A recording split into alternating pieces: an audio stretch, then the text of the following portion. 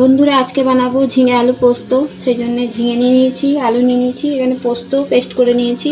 কড়াই চাপিয়ে দিয়েছি, কড়াই গরম হয়ে গেছে। এবার তেল দিয়ে দেবো, সরষের তেল।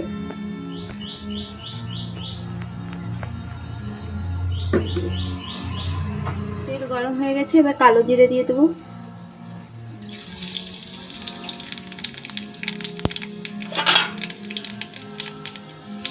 তেলটা ছিটা না আসে তার জন্য একটু নুন দিয়ে দিচ্ছি।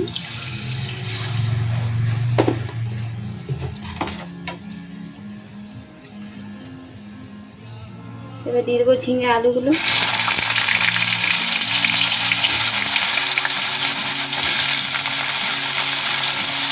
ঝিঙে আলুটা একটু ভাজা ভাজা হোক, একটু ঢাকা দিয়ে দিচ্ছি।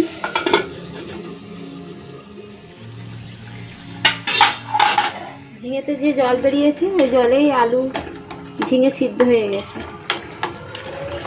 আলাদা করে জল লাগেনি। আপনাদের যদি জল লাগে তা একটু দেবেন। দেখুন ভালো করে সিদ্ধ হয়ে গেছে। ঢাকা দিয়ে রেখেছিলাম, পোস্ত দিয়ে দিলাম, দিয়ে নেড়ে চেড়ে দিলাম, একটু ঢাকা দিয়ে দেবো।